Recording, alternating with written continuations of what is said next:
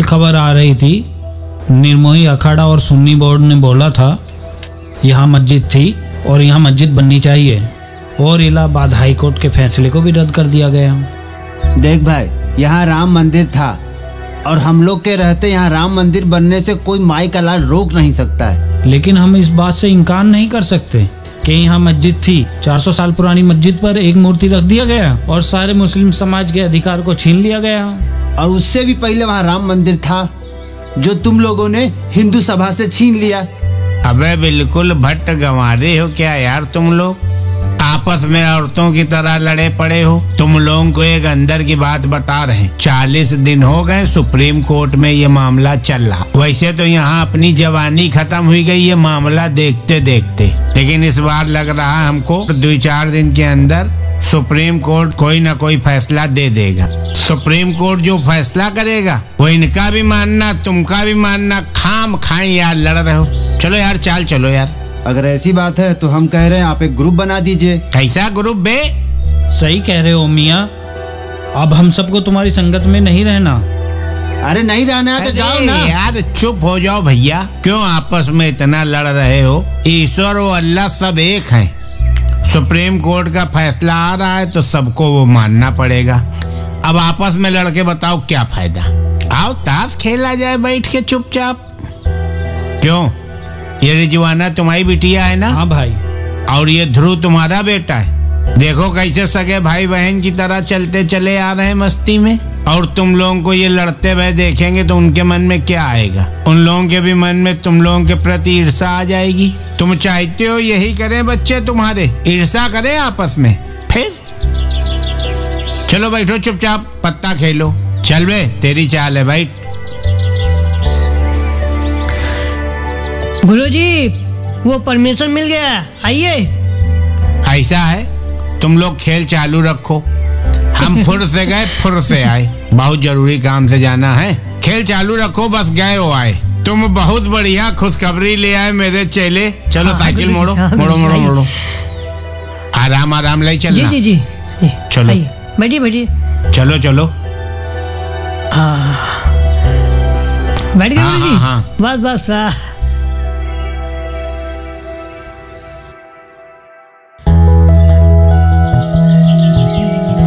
अबे रोक रोक रोक रोक रोक। पैसा ले गए रहो ब्रेक बनवाने के लिए, खा गए हो।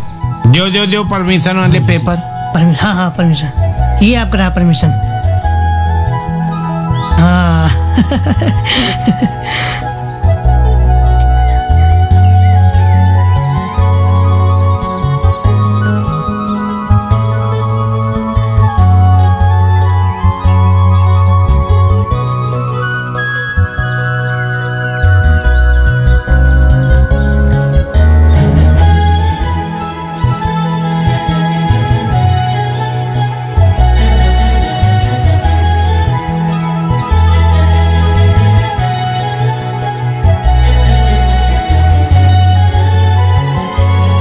आइए, मुझे लगता है आप लोग इसी की तलाश में हैं।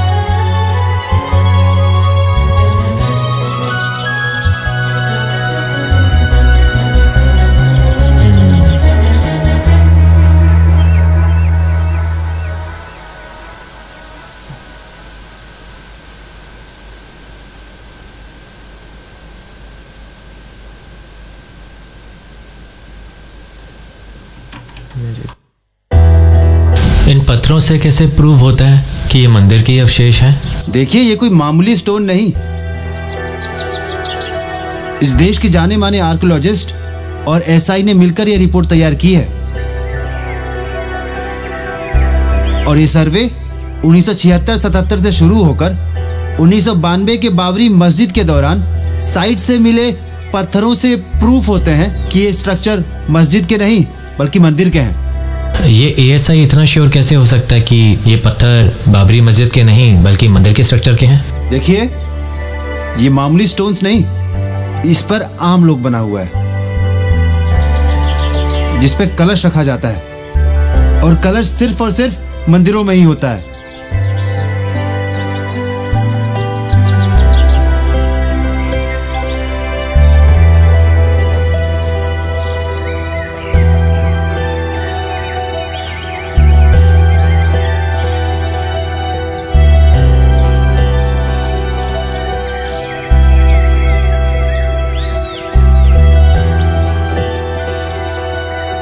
एएसआई की रिपोर्ट इतनी श्योर है तो फाइनल डिसीजन लेने में इतना वक्त क्यों लग रहा है?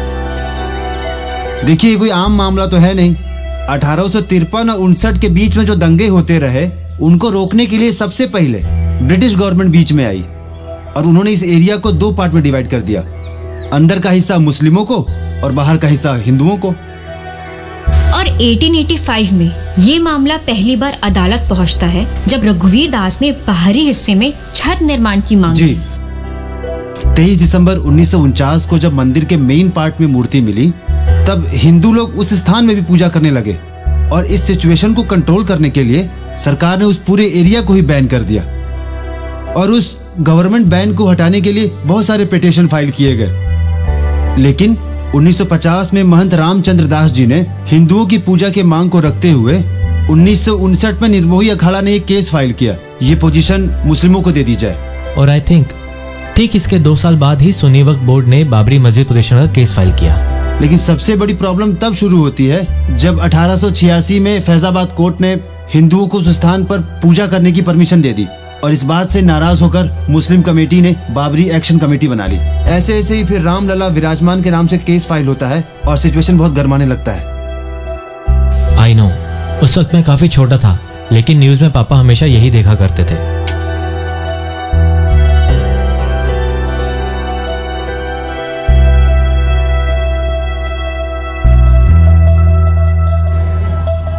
देखिए, इतिहास के ऐसे पन्नों पर आप लोग रिसर्च कर रहे हैं, इसका अंत कहाँ है किसी को नहीं पता। पूरा देश इसी का इंतजार कर रहा है। वैसे भी हम सब ने तो इसे राम जन्मभूमि मान लिया है। लेकिन हम सब के मानने से क्या होगा? आखिर में कोर्ट का जजमेंट माना जाएगा। देखिए, जजमेंट तो सबको चाहिए। हमारे ex prime minister Atal ji ने 2002 में अयोध्या विवाद की स्थापना इसीलिए की ताकि इस मामले का सोल्यूशन हो सके, और उसी के बेसिस पर इलाहाबाद हाई कोर्ट ने एएसआई को रिपोर्ट सौंपने को कहा। जब एएसआई रिपोर्ट में सब कुछ क्लियर है तो जजमेंट में इतनी देरी क्यों? क्या इंडियन गवर्नमेंट को ऐसा नहीं लगता जब तक जजमेंट नहीं मिलेगा तब तक सारे आर्कियोलॉजिस्ट और उनकी फैमिली को भी रिलीफ नहीं मिलेगा? गवर्नमेंट एक के लिए नहीं सोचती ना, उसे सबके लिए सोचना पड़ता है। एक्चुअली एएसआई की रिपोर्ट को देखते हुए टाइमलाइन बता रहे हैं। उसके हिसाब से यहाँ 12वीं शताब्दी में मंदिर तो था, लेकिन 1528 में यहाँ मस्जिद का निर्माण हुआ। लेकिन बीच के जो 300 साल हैं उसके कोई सबूत नहीं। इन आम लोगों का मानना है ये मस्जिद मंदिर को गिराकर बनी है। जो कि कनेक्ट द डॉट्स एएसआई की रिपोर्ट भी यही कहती है। और फिर सारे सबूत को कंसीडर करते हुए इलाहाबाद हाई कोर्ट ने 30 सितंबर 2010 में एक हिस्टोरिकल जजमेंट दिया। उन्होंने इस पूरे डिस्प्यूट एरिया को 3 पार्ट में डिवाइड किया। राम मूर्ति वाला हिस्सा रामलला विराजमान को, सीता रसोई भंडारा और राम चबूतरा वाला दूसरा हिस्सा निर्मोही अखाड़ा को, और बाकी बचा हुआ हिस्सा सुन्नी वक्फ बोर्ड को दे दिया। और इसी डिसीजन को सुप्रीम कोर्ट ने 9 मई 2011 को रोक लगा दी। फरवरी 2016 को सुब्रमण्यम स्वामी ने राम मंदिर निर्माण पर फिर से केस फाइल किया, और मार्च 2017 में सुप्रीम कोर्ट के चीफ जस्टिस जेएस खेहर ने इस मामले को कोर्ट के बाहर आपसी सहमति से सुलझाने का सुझाव दिया। राम भक्त आज इस कार्यक्रम के दौरान ये संकल्प लेते हैं कि जल्द से जल्द राम मंदिर का भव्य निर्माण हो। जय श्री राम। अब तक 32 अपील सुप्रीम कोर्ट में हो चुकी है और जनवरी 2018 में केस फिर से शुरू हुआ, और अभी 40 दिन होने को है। केस अभी भी चल रहा है। मतलब एएसआई ने अपनी जान लगाकर रिपोर्ट तैयार की और उसकी कीमत, the case is still going on. Sir, अभी अभी पता चला है राम जन्मभूमि पर कोर्ट का वर्डिक्ट आ गया है। जय सिया राम, जय सिया राम, जय सिया राम। मुबारक हो पंडित जी, मुबारक राम हो। मंदिर का फैसला राम आ गया मंदिर है। की खुशी में।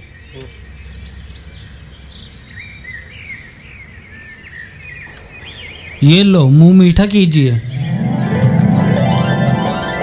हमारी जीत हुई। हैप्पी दिवाली। झगड़ा ही खत्म हो गया। मंदिर भी बनेगा, मस्जिद भी बनेगी। बिल्कुल बिल्कुल। भले ही हमारे पूर्वज इसके लिए लड़ते मरते रहे हों, लेकिन अब जैसे हाथ की छोटी बड़ी उंगलियां किसी चीज को उठाने के लिए एक हो जाती हैं, ठीक उसी तरह हम लोग मिलकर एक मजबूत और खुशहाल हिंदुस्तान बनाएंगे। बहुत बहुत बढ़िया। अरे लड्डू खाइए अब।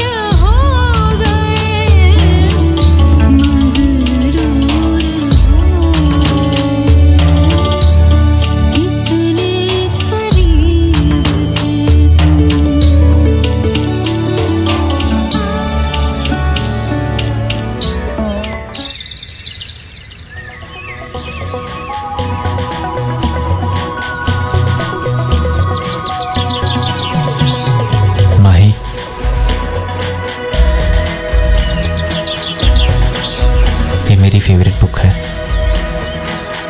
मैं चाहता हूँ कि तुम इसे पढ़ो।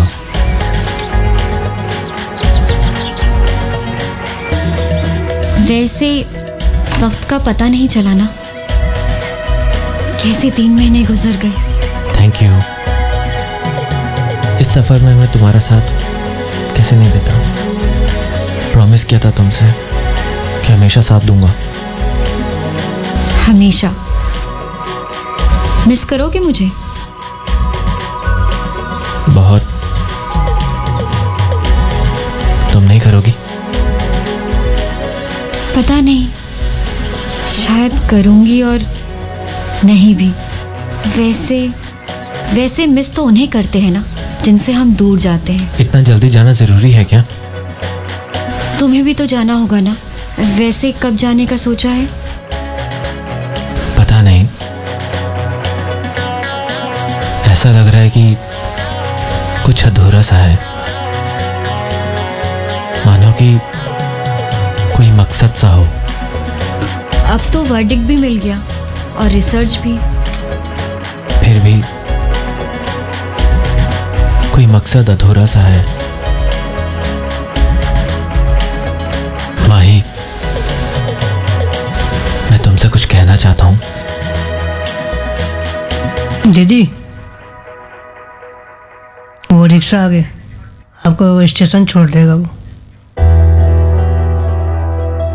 लखा, ये बैग कैरी कर लेना।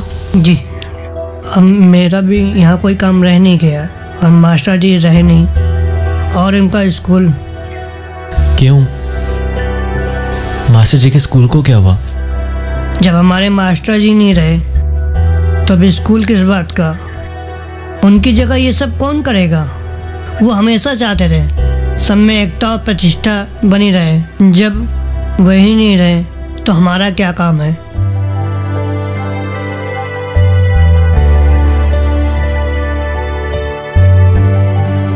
Bye Harry. अगर किस्मत में रहा तो जरूर मिलेंगे।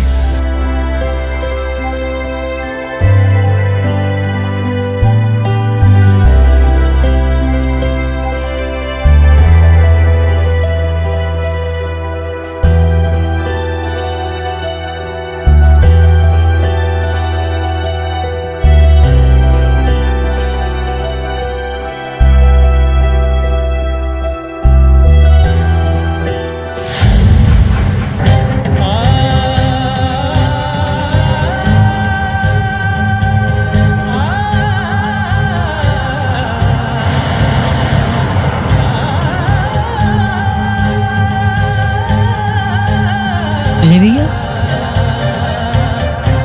ये कहाँ जा रहे? अरे हरे भैया रुको, सुनो। हरे भैया रुको, अरे सुनो तो भैया।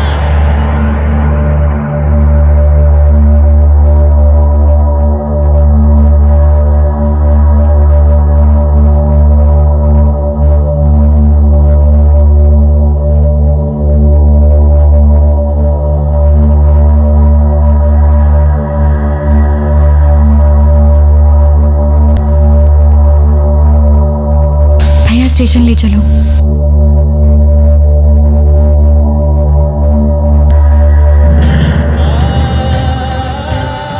अरे भैया रुको।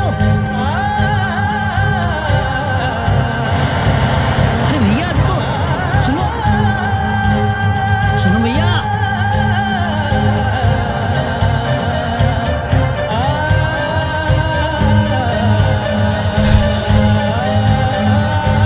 भैया रुकिए।